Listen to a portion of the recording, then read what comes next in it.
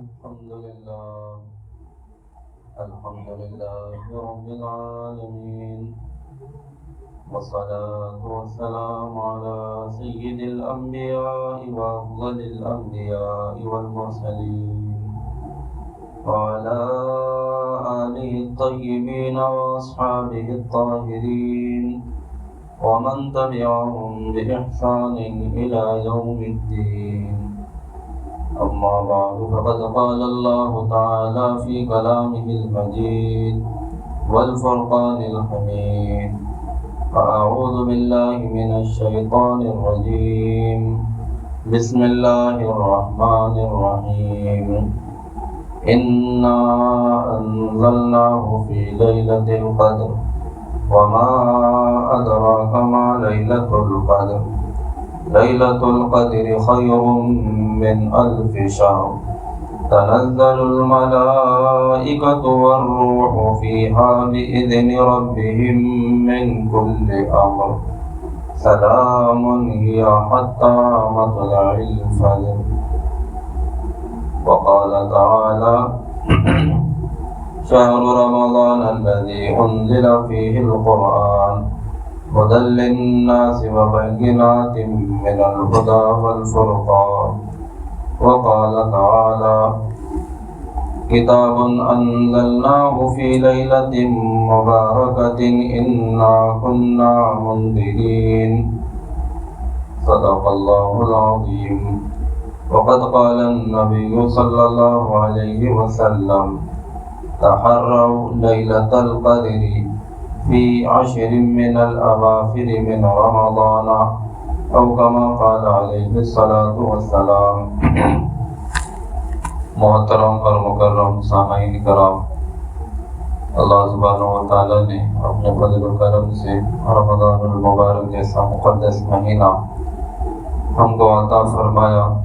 اور اس ماہ مقدس کی بالکل اخیر ساعتیں ہیں، اور چند گھنٹوں میں سمجھیے چند دن میں یہ ماہ مقدس ہم سے رخصت ہو جائے گا، اور جو آخر وقت بچا کچا رہ گیا ہے یہ احتساب کا وقت ہے، محاسبے کا وقت ہے، جائزے کا وقت ہے کہ ماہ مقدس ہمیں ملا کیوں تھا، اور جو اس کا مقصد اللہ سبحانہ و تعالیٰ نے بیان کیا ہے اس کے حاصل کرنے میں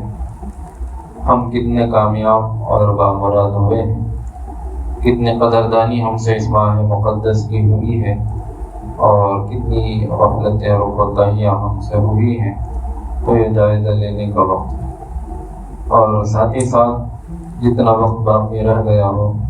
اسے غنیمت سمجھتے ہوئے قیمتی سے قیمتی اپنے حق میں بنانے کی فکر اور کوشش کیا کریں۔ اور پھر اس کے بعد رمضان المبارک رخصت ہو جائے گا، پھر ہماری زندگیاں وفا کریں گی یا نہ کریں گی، آئندہ رمضان ہماری زندگیوں میں لکھا ہوا ہوگا یا نہیں ہوگا، اللہ سبحانہ و تعالیٰ بہتر جانتے ہیں۔ اگر آئندہ رمضان ہماری زندگیوں میں لکھا ہوا ہو تو یہ ماہ مقدس ہم سے رخصت ہوتے ہوتے ہماری زندگیوں پر اس طرح کا اثر چھوڑے کہ جس کے بارے میں نبی پاک علیہ السلام نے ارشاد فرمایا ہے کہ ایک رمضان دوسرے رمضان تک گناہوں کے لیے کفارہ۔ اگر ہماری زندگی باقی رہتی ہے تو اس رمضان کے گزرنے کا اثر ہمارے اعمال میں پھر سال تک باقی رہنا ضروری ہے، اور جب ہماری زندگیوں میں یہ اثر باقی رہے گا اور رمضان کی یہ روحانیت پورے سال ہماری زندگیوں میں ہمارے اعمال میں جھلکتی رہے گی، تو نفسانی تقاضے کے تحت یا شیطان کے بہکاوے میں آ کر کبھی صغیر گناہ ہم سے ہو جائیں، اللہ سبحانہ و تعالیٰ اس روحانیت کی برکت سے، اس رمضان کی برکت سے اسے معاف فرما دیں گے۔ تو رمضان المبارک کا یہ اثر ہماری زندگیوں میں پیدا ہونا لازم اور ضروری ہے۔ اور پھر اس کے بعد یاد رکھنا چاہیے کہ رمضان المبارک کو اس طرح کی خاص خصوصیت حاصل کیوں ہے، اور ہماری زندگی میں ہم اپنی اصلاح چاہتے ہیں، ہدایت چاہتے ہیں، اور اللہ کا مقرب بندہ بننا چاہتے ہیں، اور خاص طور پر وہ حضرات جو اپنی اصلاح کی فکر ہمیشہ کرتے رہتے ہیں، اور اپنی اصلاح کے لیے کسی اللہ والوں سے بیت کا تعلق قائم کیے ہوئے ہیں، ان لوگوں کے لیے تو یہ لازم اور ضروری ہے کہ اس مقصد کو پہچانیں کہ کیا خصوصیت ہے جس کی وجہ سے اللہ سبحانہ و تعالیٰ نے یہ قیمتی نعمت ہم کو عطا کی رمضان میں، اور پھر اس کے بعد اس میں لیلۃ القدر کا عطا ہونا، یہ تمام چیزیں کس وجہ سے ہیں۔ اور قرآن شریف کی آیات میں نبی پاک علیہ الصلوۃ والسلام کی احادیث شریفہ میں غور کرنے سے جو بات ہمیں معلوم ہوتی ہے وہ بات یہ ہے کہ کلام مقدس کی وجہ سے ان تمام چیزوں میں اللہ تعالیٰ نے برکتیں ڈال دی ہیں، اور اصل چیز اور اصل منشا یہ قرآن شریف ہے، جس کی وجہ سے رمضان بھی مقدس مہینہ بنا اور لیلۃ القدر بھی بابرکت رات بنی اور 1000 مہینوں سے افضل اور بہتر بنی۔ تو اصل چیز کتاب ہدایت ہے، اللہ کا کلام ہے، قرآن مقدس ہے۔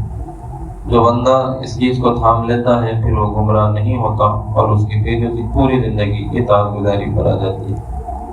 اور قرآن مقدس کی وجہ سے ان چیزوں میں اللہ سبحانہ و تعالیٰ نے برکت رکھی ہے، اس لیے کہ خود قرآن شریف میں اللہ سبحانہ و تعالیٰ نے برکت رکھی ہے۔ جب قرآن میں برکت ہو تو یہی برکت جب اس مہینے میں منتقل ہوتی ہے تو وہ رمضان المبارک بن جاتا ہے۔ مہینہ رمضان ہے اور اس کی صفت مبارک ہے، اور اس کے اندر برکت آئی ہے اس قرآن مقدس کی وجہ سے۔ اور پھر اس کے بعد یہی قرآن مقدس رات میں نازل ہوتا ہے تو وہ رات بابرکت بن جاتی ہے اس قرآن مقدس کی برکت کی وجہ سے۔ تو یہ برکتوں والی کتاب ہے، اور پھر اس کی برکتوں کا ظہور کس طرح سے ہوتا ہے اس تک ہماری عقل کا ادراک نہیں ہو سکتا۔ ہم ہماری چھوٹی عقل سے اس کی برکتوں کا اندازہ نہیں کر سکتے کہ کہاں تک اس کی برکتوں کا نزول ہوتا ہے۔ رمضان المبارک کا مقدس مہینہ نبی پاک علیہ الصلوۃ والسلام کے معاشرے میں، نبوی دور میں، مدینہ پاک میں جب شروع ہونے والا تھا، صحابہ کرام جیسے مقدس جماعت کو حضور پاک علیہ الصلوۃ والسلام نے جمع فرما کر خطبہ ارشاد فرمایا۔ اس میں جو الفاظ نبی پاک علیہ الصلوۃ والسلام نے استعمال فرمائے روایت میں ملتے ہیں، قد اظلکم شہر مبارک شہر عظیم، کہ ایک بابرکت مہینہ تمہارے اوپر سایہ فگن ہونے والا ہے، اور ایک عظیم ترین مہینہ تمہارے اوپر سایہ فگن ہونے والا ہے۔ تو خطبے کے شروع میں نبی پاک علیہ الصلوۃ والسلام نے جو الفاظ استعمال فرمائے اس مہینے کے لیے وہ ہے مبارک مہینہ، اور اس کی صفت ہی قرار پائی کہ یہ مبارک مہینہ، اور اس کی برکتیں ظاہر کیسا ہوتی ہیں اس ماہ مقدس میں، چاہے قرآن شریف کی وجہ سے اترنے والی تو اللہ سبحانہ و تعالیٰ کی طرف سے ہیں، تو یہ برکتیں اللہ تعالیٰ کس طور پر ظاہر فرماتے ہیں۔ تو نبی پاک علیہ الصلوۃ والسلام نے اسی خطبہ مبارکہ میں ارشاد فرمایا کہ اس مہینے کا پہلا عشرہ، پہلے 10 دن یہ اللہ کے رحمتوں کے ہیں، اور اس مہینے کے دوسرے 10 دن یہ مغفرت کے ہیں، اور اس مہینے کے آخر 10 دن یہ جہنم سے آزادی کے لیے۔ اور یہ اسی مبارک لفظ کی تشریح ہے جو حضور پاک علیہ الصلوۃ والسلام نے شروع میں ارشاد فرمایا، اس لیے کہ برکتیں ہر چیز میں الگ الگ طور پر ظاہر ہوا کرتی ہیں۔ مال میں برکت کا ہو جانا یہ مال کی زیادتی نہیں کہلاتا، بلکہ مال تھوڑا ہو اور اس میں انسان کی توقع سے زیادہ کام ہو جائے، یا اس کا مال ضائع نہ ہو، یا یہ کہ اللہ سبحانہ و تعالیٰ اس کا مال خرچ نہ کراتے ہوئے اس کے کام بنا دے، یہ تمام صورتیں اور شکلیں وہ ہیں جو مال میں برکت کہلاتی ہے۔ اور اسی طرح اولاد میں برکت، اس کا مفہوم الگ ہوتا ہے۔ اولاد کا زیادہ ہو جانا یہ بھی اولاد میں برکت ہے، اولاد کا فرما بردار اور صالح ہونا یہ بھی اولاد کی برکت ہے، اور اسی طرح اولاد کا ماں باپ کا اطاعت گزار اور فرما بردار بننا یہ بھی اولاد میں برکت ہے۔ تو برکت ایک ہی چیز ہے، لیکن جب الگ الگ چیزوں میں ظاہر ہوتی ہے تو اس کا مفہوم الگ الگ ہوا کرتا ہے۔ انسان کی صحت میں برکت، بیماریوں سے محفوظ ہونا، بدن کا سلامتی والا ہونا۔ ایمان میں برکت یعنی ایمان کا مضبوط ہونا، اور اس ایمان کا اسے عمل پر جمع دینا، اور عمل میں مضبوطی، پائیداری اور مواظبت یعنی پابندی کا انسان کو عطا ہو جانا، یہ ایمان کی برکت ہے۔ تو ہر چیز کی برکت الگ الگ ہوا کرتی ہے۔ تو اسی طرح اس پورے مہینے میں نبی پاک علیہ السلام نے برکت کو بیان فرمایا کہ یہ بابرکت مہینہ ہے، لیکن برکت کا ظہور ہوگا کس طرح سے؟ خاص طور پر جو برکت حاصل ہوگی یا جس برکت کا سوال، جس رحمت کا سوال اللہ سے بندے کو کرنا چاہیے، وہ کون سا وقت ہے اس مہینے میں، یا اللہ کی جانب سے کون سی برکت خاص طور پر بندوں کی طرف متوجہ ہوگی،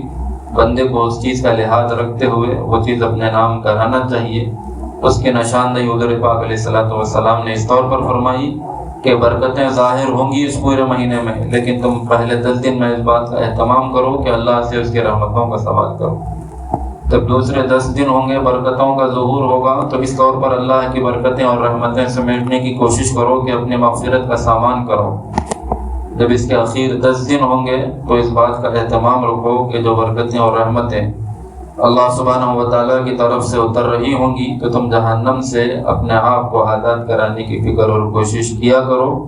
اور رمضان المبارک کے مقدس مہینے میں اس دولت کا حاصل ہو جانا ایک ایمان والے کے لیے لازم اور ضروری ہے۔ نبی پاک علیہ السلام کے ارشادات عالیہ کی روشنی میں کہ نبی پاک علیہ السلام نے ارشاد فرمایا ہے جسے ماہ مقدس رمضان المبارک ملا اور پھر اس کے بعد اس کی مغفرت نہ ہوئی تو جبرائیل امین نے اس کے لیے بد دعا کی ہے کہ وہ تباہ اور برباد ہو، اور نبی پاک علیہ السلام نے آمین کہی ہے۔ تو ایک صاحب ایمان جو آخرت پر ایمان رکھتا ہے، اسے مر کر زندہ ہونے کا یقین ہے، تو اسے اس بات کی لازمی طور پر کوشش کرنا چاہیے کہ رمضان المبارک کے ختم ہونے سے پہلے اس کی مغفرت کا سامان ہو، اور ماہ مقدس کے ختم ہونے سے پہلے وہ اللہ رب العزت کی بارگاہ میں گڑ گڑا کر جہنم سے آزادی کا پروانہ اپنے نام کر لے۔ تو اخیر 10 دن جب یہ رخصت ہو رہے ہیں تو یہ بڑی کامیابی کسی طور پر انسان کو حاصل کرنے کی فکر اور کوشش کرنا چاہیے۔ اور اللہ سبحانہ و تعالیٰ نے اسی کے بارے میں قرآن شریف میں ارشاد فرمایا ہے فَمَنْ زُحْزِحَ عَنِ النَّارِ وَأُدْخِلَ الْجَنَّةَ فَقَدْ فَازَ، کہ جو جہنم سے بچا لیا گیا، جنت میں داخل کر دیا گیا، وہ بڑا کامیاب ہے۔ تو کامیابی انسان کو حاصل کرنے کی اس ماہ مقدس میں اور اس کے آخر ساعتوں میں لازمی طور پر کوشش کرنا چاہیے، اور یہ دولت کا حاصل ہونا اس وقت میں مسلمانوں کے لیے، ایمان والوں کے لیے آسان بنا دیا گیا ہے۔ بندہ اللہ رب العزت کی بارگاہ میں حاضر ہوگا، گڑ گڑائے گا اور اسے اس کی مغفرت اور رحمت کا سوال کرے گا۔ اللہ سبحانہ و تعالیٰ اپنی رحمتوں میں سے ضرور بے ضرور اسے حصہ عنایت فرما دے۔ اور نبی پاک علیہ السلام نے اس ماہ مقدس کی رحمتوں اور خاص طور پر لیلۃ القدر کی رحمتوں کے بارے میں کہا ہے کہ اللہ سبحانہ و تعالیٰ ہزاروں ہزار لاکھوں لاکھ ایسے لوگوں کو جہنم سے آزادی اس موقع سے عطا فرماتے ہیں جن پر جہنم واجب ہو چکی ہوگی، اور اس رات کے خیر سے وہی شخص محروم رہ سکتا ہے جو واقعی محروم القسمت ہو، یعنی بدبختی کا ٹھپا جس نے خود اپنے اعمال سے اپنے اوپر لگا لیا ہو۔ یعنی اللہ تو بخشنے کے لیے تیار ہے اور اتنا معاف کرنے کے لیے اللہ سبحانہ و تعالیٰ تیار ہیں، اور ایک ایک لمحہ چاہے وہ رات کا ہو چاہے دن کا ہو، اور خاص طور پر اخیر عشرے میں تاخراتے ہوں، ایک ایک لمحہ اتنا قیمتی ہے کہ ہم جس کی رحمتوں کو اس لمحات میں اترنے والی اللہ کی رحمتوں کا اندازہ نہیں کر سکتے۔ اس قدر قیمتی ترین یہ لمحات ہیں، اور اس میں اللہ سبحانہ و تعالیٰ کی طرف سے یہ دولت اس قدر آسان اور ارزاں بنا دی گئی ہے کہ نبی پاک علیہ السلام نے ارشاد فرمایا ہے کہ ہر دن ہر لمحہ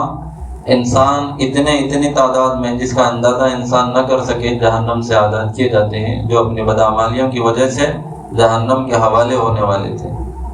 تو بندہ اگر اللہ رب العزت کی بارگاہ میں سوال کرے گا، گڑ گڑائے گا، تو ضرور اللہ تعالیٰ کی رحمت میں سے حصہ پالے گا،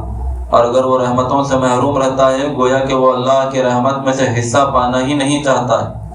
اور جو خود اپنی حالت کو بدلنا نہ چاہے اور اللہ کی رحمتوں میں سے حصہ خود سے نہ پانا چاہے تو پھر ایسے شخص کو زبردستی کون اللہ کی رحمت کو دلوا سکتا ہے۔ اس وجہ سے نبی پاک علیہ السلام نے کہا کہ واقعی جو محروم القسمت ہو وہی اللہ کی رحمت سے اس ماہ مقدس میں اور اس کی تاخراتوں میں محروم رہ سکتا ہے۔ تو اللہ سبحانہ و تعالیٰ نے یہ دولت ہمارے لیے آسان کر دی ہے، اور بندے کو چاہیے کہ جہنم سے آزادی کے لیے ان لمحات میں خوب سے خوب اہتمام کرے، اور ان دعاؤں کا اہتمام نبی پاک علیہ السلام نے کیا ہے اور ہم کو تعلیم دی ہے کہ 4 چیزوں کا خاص طور پر ماہ مقدس میں اہتمام کرو۔ ایک تو یہ کہ اللہ رب العزت سے اس سے جنت مانگو، اور پھر اس کے بعد اللہ سبحانہ و تعالیٰ سے جہنم سے آزادی کا سوال کیا کرو، اور استغفار کی کثرت کرو، اور لا الہ الا اللہ کے ورد کا اہتمام رکھو۔ یہ 4 چیزیں ایسی ہیں کہ کوئی ان سے بے نیاز نہیں ہو سکتا، اور جو ان 4 چیزوں کا اہتمام کیا ہے یا اب کرے گا تو وہ ضرور بے ضرور اللہ کی رحمتوں میں سے حصہ پائے گا، اور وہ محروم القسمت شمار نہیں ہوگا۔ اس لیے کہ جس کسی لمحے میں بھی وہ استغفار کرے گا، اللہ کی وحدانیت کو بیان کرے گا، اور جس کسی لمحے میں اللہ سے جنت کا سوال کرے گا، جس کسی لمحے میں وہ اللہ سبحانہ و تعالیٰ سے جہنم سے آزادی مانگے گا، تو وہ لمحہ وہی ہوگا جس میں اللہ رب العزت اس کی طرف متوجہ ہوں گے، اور یہ دولت اس کے اوپر یہ نعمت لٹانے کے لیے رحمت کے خزانے اللہ سبحانہ و تعالیٰ نے کھول دیے ہوں گے، اور اللہ سبحانہ و تعالیٰ کی طرف سے فرشتے یہ ہر لمحہ یہ اعلان کر رہے ہوں گے کہ کوئی ایسا ہے جو مسائل میں مبتلا ہے، مسائل کا شکار ہے، اور اللہ رب العزت سے اپنے مسئلے کا حل چاہتا ہے کوئی ایسا جو اللہ رب العزت سے مغفرت کا سوال کرے کہ اللہ سبحانہ و تعالیٰ اس کی مغفرت فرما دے، ہے کوئی فلاں انسان کی تمام ضروریات اور تمام وہ پریشانیاں جس کا وہ شکار ہے، وہ بتا کر، وہ گنوا کر فرشتوں کی طرف سے ندا لگائی جاتی ہے کہ فلاں جو جسے اولاد نہیں ہے کہ وہ اللہ سے اولاد کا سوال کرے، اللہ تعالیٰ اسے اولاد عطا کر دے۔ ہے کوئی تنگ دست اور غریب اور محتاج جو اپنی محتاجی کے اور تنگ دستی کے دور ہونے کا سوال اللہ سبحانہ و تعالیٰ سے کرے، اور اللہ اس کے رزق میں برکت عطا فرما دے، اس کے لیے اللہ تعالیٰ رزق کے دروازے کھول دے۔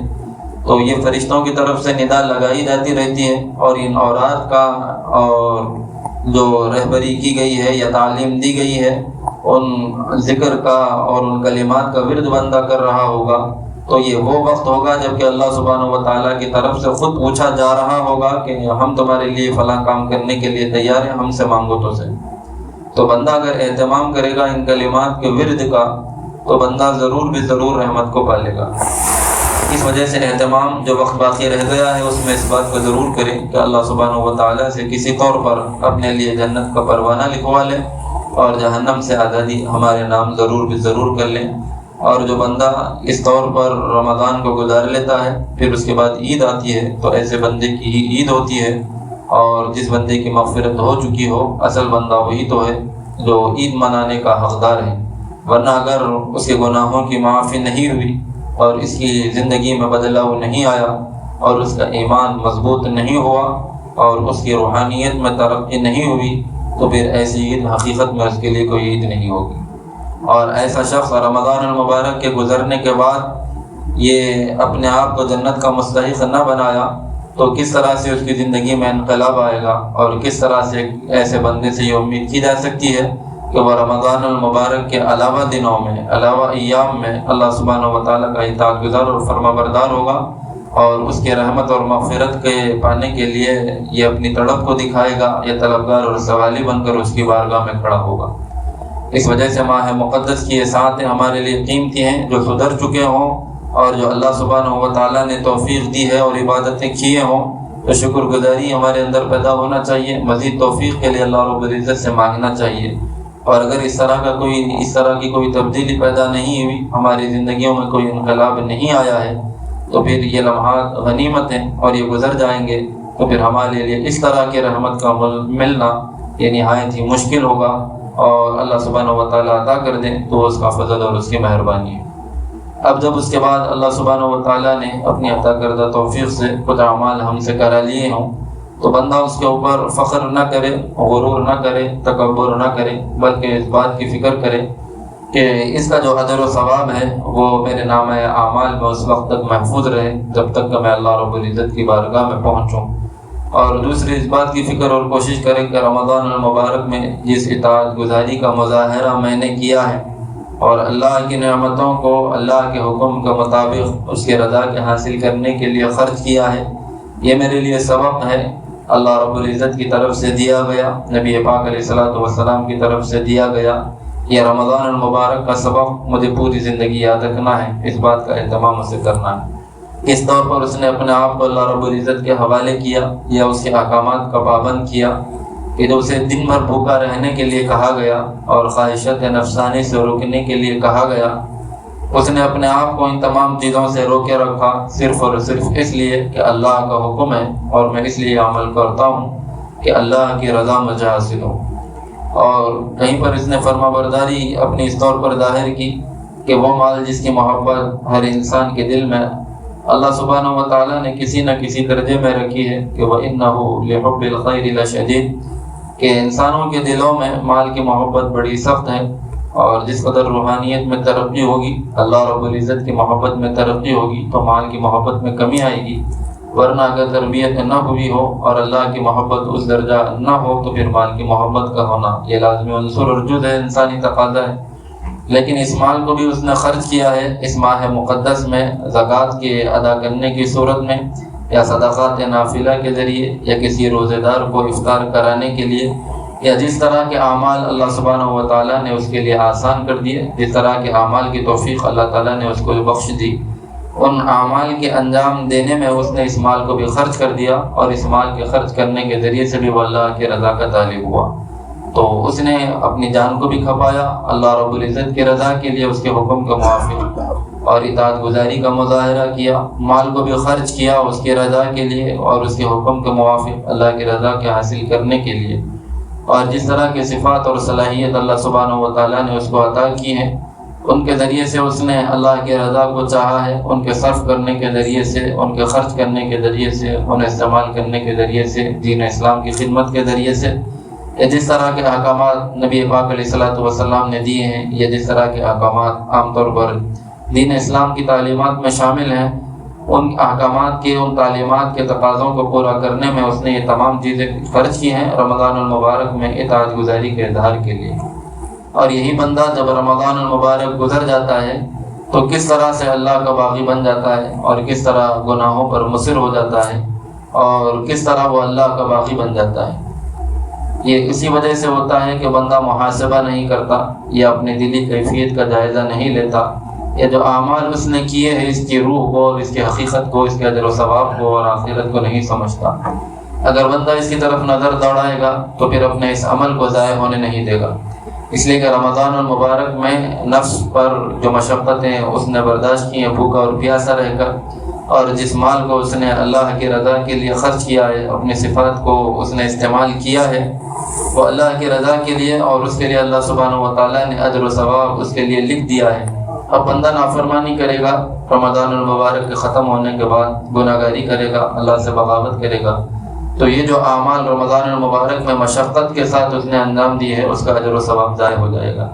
اور کوئی بھی شخص ایسا نہیں ہوگا جو محنت کی پونجی کو ایسے آسانی کے ساتھ لٹا دیا کرے، اس لیے کہ جو مال و دولت محنت کے ساتھ حاصل ہوتا ہے اس کے پیسے کی قدر انسان کے پاس ہوتی ہے۔ اور اس کے لیے بزرگوں نے ایک اچھی اور بہترین مثال دی ہے کہ کسی جگہ پر ایک باپ اور ایک بیٹا یہ رہا کرتے تھے، اور باپ کا یہ معمول تھا کہ جب وہ محنت اور مزدوری کر کے گھر واپس آتا تو 1 روپیہ اپنے بیٹے کو دیتا اور کہتا کہ گھر کی فلاں باولی میں اس کو تم ڈالا ہو۔ بیٹا نہایت ہی اطاعت گزار اور فرما بردار یہ باپ کے اس روپیے کو لے کر جاتا اور اس باولی میں ڈال کر آتا۔ باپ اس سے پوچھتا کہ بیٹا وہ روپیہ کیا کیے؟ اب آپ کے حکم کے مطابق اسے میں نے باولی میں ڈال دیا۔ روزانہ کا یہ معمول تھا، اور سالوں سال گزر گئے، اور اس کے بعد بیٹا جوان ہوا اور یہ خود کمانے کے لائق ہوا۔ اب یہ محنت اور مزدوری کرنے لگا۔ اب ایک دن بیٹا مزدوری کر کر پسینہ پسینہ بہا کر جو پیسہ لے کر آیا ہے تو باپ نے اس پیسوں کے میں سے 1 روپیہ نکالا اور بیٹے کے ہاتھ میں تھما کر کہا کہ بیٹا جاؤ اور اپنے معمول کے مطابق اس روپیے کو باولی میں ڈال کر آؤ۔ اب بیٹا وہاں پر اس روپیے کے فضائل کو سنانے لگ گیا کہ ابا جان اس روپیے کو باولی میں ڈالنا بیکار ہے، سالوں سال سے ہم روپیہ باولی میں ڈال رہے ہیں اور اس کا کوئی نفع ہم کو حاصل نہیں ہو رہا ہے۔ اگر یہ روپیہ ہمارے پاس ہوگا فلاں ضرورت میں کام آئے گا، ہمارا فلاں مسئلہ ہے، فلاں ضرورت ہے، فلاں کام ہے، اگر اس پیسے کو وہاں پر خرچ کر لیا جائے تو وہ نفع ہم کو حاصل ہوگا، ہماری وہ ضرورت مکمل ہوگی۔ تو باپ نے نہایت ہی بہترین درس اس بچے کو دیا ہے، اور اس واقعے میں یا اس تمثیل میں جو بزرگان دین نے بیان کی ہمارے لیے بھی نہایت ہی سبق ہے کہ باپ نے کہا کہ بیٹا اب تک جو روپیہ تم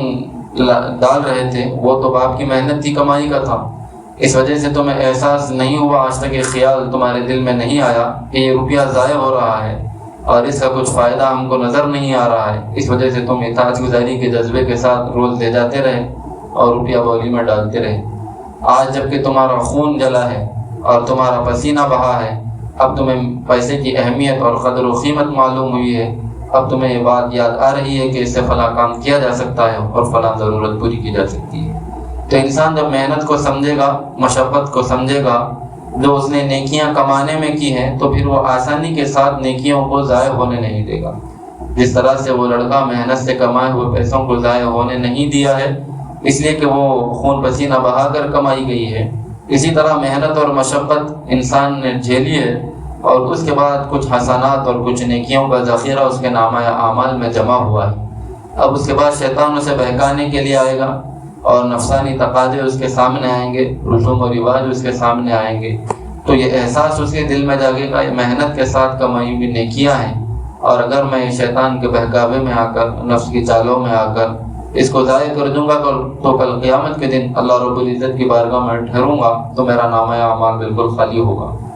تو اس وجہ سے بندہ نیکیوں کو ضائع کرنے کے لیے آسانی کے ساتھ آمادہ اور تیار نہیں ہوگا اور شیطان کا مقابلہ کرے گا، نفس کا مقابلہ کرے گا۔ تو اس وجہ سے اپنے ان اعمال کی قدر و قیمت کو سمجھے، اور پھر اس کے بعد رمضان المبارک کے بعد والی زندگی پوری ہمارے سامنے ہے کہ کس طور پر اس میں بدلاؤ لانا چاہیے اور کس طرح کی انقلابی زندگی ہماری ہونا چاہیے۔ اس وجہ سے اللہ سبحانہ و تعالیٰ نے اس کی برکتوں کو قرآن شریف میں بیان کیا ہے کہ انا انزلناہ فی لیلۃ القدر، کہ قرآن شریف ہم نے لیلۃ القدر میں نازل کیا ہے۔ اور یہ قرآن شریف کی وجہ سے اللہ سبحانہ و تعالیٰ نے اس مہینے کو، اس رات کو بابرکت بنا دیا، اور ہمارے نامہ اعمال میں ذرا سے عمل کا اللہ سبحانہ و تعالیٰ نے اتنا بدلہ دیا کہ ہمارا وہم و گمان جس کو نہ پا سکے، اور اتنی نیکیاں ہم نے جمع کی ہیں اس ماہ مقدس میں اس قرآن شریف کی برکت سے۔ اللہ سبحانہ و تعالیٰ نے کہا کہ یہ قرآن مقدس نازل کیا گیا ہے لیلۃ القدر میں، اور قدر کہتے ہیں کس کو؟ بندے کو سمجھنا چاہیے کہ اللہ سبحانہ و تعالیٰ نے لیلۃ القدر کو بیان کیا اور لیلۃ القدر کے ساتھ قرآن شریف کو بیان کیا۔ ہم نے قرآن شریف کو نازل کیا ہے قدر والی رات میں،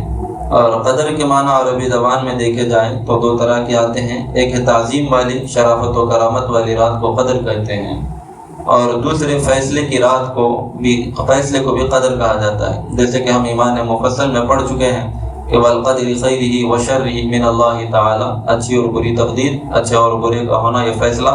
اللہ سبحانہ و تعالیٰ کی طرف سے ہوتا ہے۔ تو قدر والی رات یعنی فیصلے والی رات بھی یہی ہے، اور اللہ سبحانہ و تعالیٰ کی طرف سے اس رات کو شرف اور بزرگی عطا ہوئی ہے قرآن شریف کے نازل کرنے کے ذریعے، تو اس اعتبار سے بھی یہ رات نہایت اہمیت کی حامل ہے۔ اور کس طرح اللہ سبحانہ و تعالیٰ نے اس کو شرف عطا کیا ہے تو اس کو بیان کیا ہے کہ لیلۃ القدر خیر من الف شہر، یہ رات 1000 مہینوں سے بہتر ہے، یہ اس کی شرافت و کرامت اور بزرگی ہے، اور فیصلے اس کے اندر ہوتے ہیں۔ یہ معنی اگر مراد لیا جائے تو سورۃ الدخان کی آیت میں اللہ سبحانہ و تعالیٰ نے کہا کہ یہ رات ایسی ہے اور بابرکت والی ہے کہ جس کے اندر قرآن شریف نازل کیا گیا ہے، اور اس کے اندر اللہ سبحانہ و تعالیٰ کی طرف سے فیصلے کیے جاتے ہیں، اور یہ فیصلوں کا کیا جانا لیلۃ القدر اکثر مفسرین کے نزدیک مراد ہے سورۃ الدخان کی آیت سے بھی۔ تو جب اس کے اندر فیصلے مراد لیے جائیں تو وہ تمام فیصلے جو انفرادی طور پر ہمارے ساتھ اللہ رب العزت کی طرف سے ہوتے ہیں، اور اجتماعی فیصلے جو اقوام کے اعتبار سے اور ایک قوم اور ایک ملت ہونے کے اعتبار سے اللہ سبحانہ و تعالیٰ کی طرف سے ہوتے ہیں، وہ فیصلے اس رات میں ہوتے ہیں کہ تو اس رات میں اللہ سبحانہ و تعالیٰ نے اس قرآن مقدس کو اتارا ہے۔ اور پھر اس کے بعد کہ انا انزلناہ فی لیلۃ القدر، دونوں معنی ہمارے سامنے ہوں، ایک تو فیصلوں والی رات اور ایک ہے عظمت اور شرافت والی رات۔ تو اس رات میں ہمیں کرنا کیا چاہیے؟ جب اس رات کی قدر و قیمت ہمارے سامنے ہوگی تو اس کے اندر عمل کرنا اور اس کے اندر قیام کرنا ہمارے لیے آسان ہوگا، اور اطاعت گزاری ہمارے لیے آسان ہوگی۔ ایک معنی اس کا کہ شرافت و کرامت والی رات یہ ہمارے سامنے ہو، اور پھر اس کے بعد اس کا 1000 مہینوں سے بہتر ہونا ہمارے سامنے ہو، تو انسان کو چاہیے کہ اس رات کا ایک لمحہ بھی وہ ضائع نہ کرے، ایک لمحہ بھی وہ ضائع نہ کرے، اس لیے کہ 1000 مہینوں کا جو حساب لگایا گیا تو 84 ایئرس قریب قریب بنتے ہیں، اور اگر کسی کو اتنی زندگی عطا کر دی جائے، اور بہت سارے لوگ بزرگ ہمیں نظر آتے ہیں جن کی 84 سال عمر ہو، 90 سال، 100 سال عمر ہو، ایسے لوگوں کو ہم نے دیکھا ہوگا، لیکن زندگی جب 100 سال کی بھی کسی کو عطا کر دی گئی ہے تو اس میں رات ہوگا، اس میں دن ہوگی، اور انسان کی اپنی ضروریات ہوگی اور زندگی کی ضرورتیں اور تقاضے ہوں گے۔ ان تمام چیزوں کو پورا کرتے ہوئے اس کی عمر 100 سال کی ہوئی ہوگی، اور وہ بندہ نیک رہا ہوگا، اللہ کا اطاعت گزار اور فرما بردار رہا ہوگا، تو ایسا تو نہیں ہوگا کہ وہ پورے کے پورے 100 سال مستقل بغیر کسی انقطاع کے، بغیر کسی غیب کے اللہ رب العزت کا اطاعت گزار اور فرما بردار رہا ہوگا۔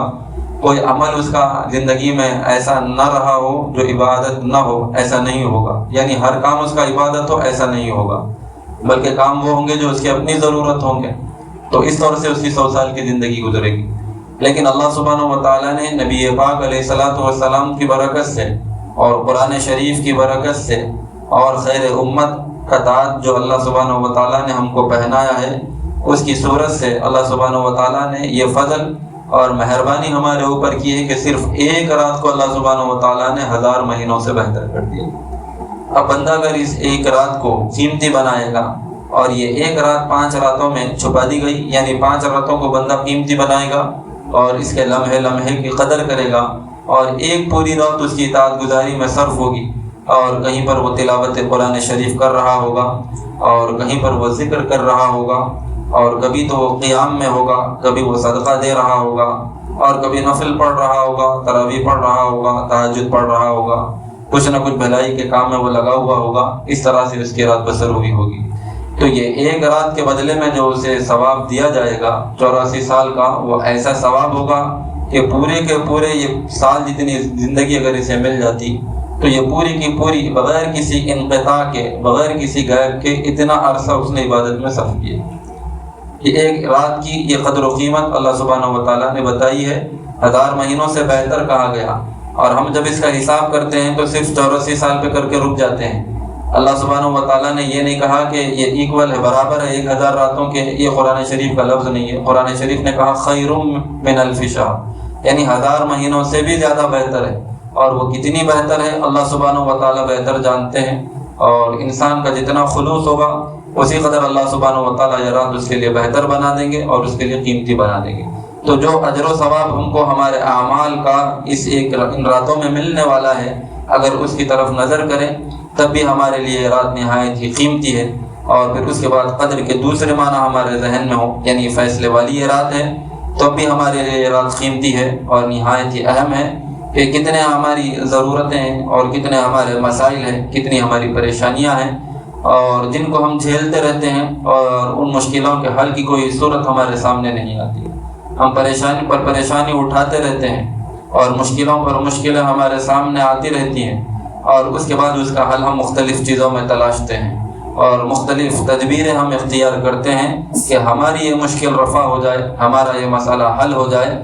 اور سکون، امن اور عافیت اور سلامتی ہمارے لیے میسر آ جائے۔ اور قدر کے معنی فیصلے کے ہیں، اللہ سبحانہ و تعالیٰ فیصلہ کر رہے ہیں، اور کسی اور کے بارے میں نہیں، ہماری زندگی کے بارے میں فیصلہ کر رہے ہیں۔ اور اس قدر رحیم اور اس قدر رحمان اللہ سبحانہ و تعالیٰ کی ذات مقدس ہے کہ اللہ سبحانہ و تعالیٰ نے فرشتوں کو پھیلا دیا ہے، اور پھر اس کے بعد اللہ تعالیٰ بلا رہے ہیں اپنی بارگاہ کی طرف، دیکھو ہم سے مسائل کا حل مانگو، ہم تمہارے مسئلوں کو حل کر دیں گے، اس وقت جب کہ اللہ سبحانہ و تعالیٰ فیصلہ کر رہے ہیں، اس وقت جب کہ اللہ سبحانہ و تعالیٰ کی طرف سے ہماری تقدیر لکھی جا رہی ہے، اس وقت ہمیں بلایا جا رہا ہے۔ اور اس وقت بندہ اگر لکھا لیتا ہے اور بہتری کا فیصلہ کرا لیتا ہے تو اس کی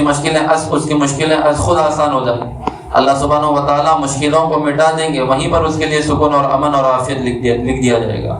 لیکن بندے ہیں کہ اس وقت کو قیمتی نہیں بناتے، لایانی کاموں میں اسے صرف کر دیتے ہیں، اور بیکار کی مشغولیات میں یہ رات ختم ہو جاتی ہے، اور پھر اس کے بعد یہ موقع ختم ہو جاتا ہے، اور اللہ رب العزت کی طرف سے تمام امور فیصلے انجام پا کر فرشتوں کے حوالے کر دیے جاتے ہیں۔ اب اس کے بعد بندہ چاہتا ہے کہ میرا فلاں بگڑا ہوا کام یا فلاں مشکل آسان ہو جائے، تو ایسوں کو یاد رکھنا چاہیے کہ اللہ رب العزت کے پاس جو چیز لکھ دی جاتی ہے وہ لکھ دی جاتی ہے، اور اس کے بعد اللہ نے جو موقع دیا ہے کہ لکھنے کے وقت اگر ہم سے گزارش کر لو، ہم سے التجا اور دعا کر لو، اسی وقت ہماری طرف سے فیصلہ ہوگا تو وہ تمہارے لیے بہتر ہو جائے گا۔ تمہاری عاجزی اور انکساری اور گڑ گڑانے کو دیکھ کر اللہ رب العزت تمہارے لیے رحمت کا فیصلہ کر دیں تو یہ اللہ کا فضل اور مہربانی ہے، اور بندہ گڑ گڑائے گا، اللہ رب العزت اپنی مرضی اور اپنی مرضی کے مالک و مختار ہے۔ اللہ سبحانہ و تعالیٰ جس کے بارے میں جو چاہے فیصلہ کر دے، اور ایسا ہوتا ہے۔ قرآن شریف میں اللہ سبحانہ و تعالیٰ نے بیان کیا ہے کل یوم ہوا فی شان فبأی آلاء ربکما تکذبان، کہ ہر دن ہر وقت اللہ کی ایک نئی شان ہے، اور اللہ تبارک و تعالیٰ کی نئی شان یہی ہے کہ اللہ سبحانہ و تعالیٰ جب جو چاہیں وہ فیصلہ جس کے بارے میں کر دیتے ہیں۔ تو اللہ سبحانہ و تعالیٰ نے یہ فیصلے کی رات بھی بنایا ہے، اور ساتھ ہی ساتھ ہم کو اپنے دربار میں بلایا بھی ہے کہ دیکھو مجھ سے مانگو، اپنی ضرورتوں کا سوال کرو، میں تمہاری ضرورتوں کو پورا کرنے والا ہوں۔ اگر بندہ اس کو فیصلے کی رات بھی مانتا ہے تب بھی اسے اللہ رب العزت کی بارگاہ میں حاضر رہنا ہے، سجدہ ریز رہنا ہے، اس کی بارگاہ میں گڑ گڑانا ہے کہ انفرادی طور پر اس کی زندگی بھی پرسکون ہو، اور اجتماعی طور پر اس قرآن مقدس کی وجہ سے اللہ سبحانہ و تعالیٰ فیصلہ فرماتے ہیں امتوں کا، اس لیے کہ قرآن شریف ایسی کتاب ہے، اور یہ قرآن شریف کا نازل کیا جانا اللہ رب العزت کی طرف سے وہ کام ہے، اللہ کا وہ فیصلہ ہے جو بالکل اٹل فیصلہ ہے، اور اللہ رب العزت کا یہ فیصلہ دنیا میں نافذ ہوا ہے، اور یہ نافذ ہو کر رہے گا، جس کے بارے میں قرآن شریف کی وجہ سے اللہ نے جو فیصلہ کر دیا۔ قرآن شریف کے نازل کرنے کے ذریعے سے اللہ تعالیٰ نے حق اور باطل کے درمیان فرق کا فیصلہ کر دیا۔ اب قیامت تک حق اور باطل کے درمیان فرق اس قرآن شریف کی وجہ سے ہوگا۔ اللہ سبحانہ و تعالیٰ نے اس کلام مقدس کو نازل کرنے کے ذریعے سے بعض قوموں کو ذلیل کر دیا، اور ان سے اللہ سبحانہ و تعالیٰ نے سرداری کو چھین لیا، اور نبوت کو اللہ تعالیٰ نے کسی خاندان سے ختم کر دیا قرآن شریف کے نازل ہونے کے ذریعے۔ تو اللہ کا یہ فیصلہ قیامت تک کے لیے اور یہ نافذ ہو کر رہے گا، اور یہ دنیا میں نافذ ہوا ہے۔ اللہ سبحانہ و تعالیٰ نے یہودیوں کو ذلیل قرار دے دیا، اور اللہ تعالیٰ نے بنی اسرائیل سے نبوت کو ختم کر دیا، اور نبی پاک علیہ الصلوۃ والسلام پر اللہ سبحانہ و تعالیٰ نے ختم نبوت کا تاج پہنا دیا آپ کو، اور سردار انبیاء نبی پاک علیہ الصلوۃ والسلام کو اللہ تعالیٰ نے بنا دیا۔ تو اللہ کا یہ فیصلہ ہے، اور اس کے بارے میں اللہ تعالیٰ نے قرآن شریف میں کہا کہ اللہ کا یہ فضل ہے، اللہ کا یہ خیر ہے، اللہ کا یہ فیصلہ ہے، اللہ جسے چاہتے ہیں عطا کرتے ہیں، تم اپنی مرضی سے کسی کے بارے میں کچھ فیصلہ نہیں کر سکتے۔ تو یہ قرآن شریف کا نازل کیا جانا یہ امتوں کے لیے فیصلہ ہے، اور اجتماعی طور پر اللہ تعالیٰ امتوں کے بارے میں فیصلہ کرتے ہیں، اور پھر اس کے بعد ہم اجتماعی طور پر ہماری حالت کو پوری دنیا میں ایک طور پر نظر دوڑا کر دیکھیں، اور جس طرح کی خبریں ہمارے سامنے آتی رہتی ہیں، کوئی چیز کوئی خبر ہم سے آج کے زمانے میں پوشیدہ نہیں ہے، چھپی ہوئی نہیں ہے، لمحوں میں دنیا بھر کے کنارے کی خبر ہم تک پہنچ جاتی ہے۔ کہاں پر کس طرح سے مسلمانوں پر ظلم کیا جا رہا ہے، کس طرح مسلمانوں کو ستایا جا رہا ہے، اور کہاں پر مسلمانوں پر عرص حیات تنگ کیا جا رہا ہے، اور کہاں پر مسلمانوں کے خلاف سازشیں رچی جا رہی ہیں، اور ان پر ظلم و ستم کے پہاڑ توڑے جا رہے ہیں، یہ ہماری نگاہوں کے سامنے ہے۔ اگر ہم ابھی بھی قرآن کی طرف رجوع نہیں کریں گے، اللہ سبحانہ و تعالیٰ کی طرف رجوع نہیں کریں گے، تو اجتماعی طور پر جو فیصلہ ہونا ہے، اگر ہم نے اس اجتماعی فیصلے میں ہمارے لیے خیر اللہ رب العزت کی طرف سے نہیں لکھوایا، خیر کو اپنے آپ کو خیر کا حقدار نہیں بنایا، تو آئندہ سال بھی جو ہوگا، آئندہ وقت بھی جو ہوگا، اسی طرح کی ذلتیں ہم پر مسلط ہوتی رہیں گی، اور اسی طرح کی مشکلات کا سامنا امت کو اجتماعی طور پر کرنا ہوگا۔ اور اگر امت چاہتی ہے کہ ان اجتماعی مسائل کا حل ہو، اور اس کے لیے عزتیں میسر آئے، اور اجتماعی طور پر آسانیاں اور راحتیں اس کے لیے مقدر ہو، تو اس کے لیے بھی یہ رات نہایت قیمتی ترین ہے کہ اللہ رب العزت اجتماعی طور پر ہمارے لیے فیصلہ کر رہے ہیں کہ جو بندہ قرآن کی طرف رجوع کرے گا، اس سے ہدایت حاصل کرے گا، ہمارے اس فیصلے کو حق مانے گا، دین حق کو حق مانے گا، اور اس کی اطاعت گزاری اور فرما برداری رمضان کے بعد بھی اپنے لیے لازم اور ضروری سمجھے گا، اور اس کے تقاضوں کو پورا کرے گا، اور اللہ سے اس عہد کے ساتھ کہ میں آپ کا اطاعت گزار اور فرما بردار پوری زندگی رہوں گا، اور اس کے بعد اپنے ضروریات کے لیے اللہ سے مانگے گا، چاہے انفرادی ہوں چاہے اجتماعی ہو، پھر اللہ کی رحمت اس رات میں اس کی طرف متوجہ ہوگی۔ تو اللہ کی رحمتوں کو اپنے نام کرنے کی رات ہے، اور گناہوں کو معاف کرانے کی رات ہے، بگڑے کاموں کو بنانے کی رات ہے، عزتوں کو اپنے نام کرنے کی رات ہے۔ اس رات کے لمحے لمحے کو قیمتی سے قیمتی سمجھ کر قیمتی سے قیمتی بنانے کی فکر اور کوشش کیا کریں، اور اس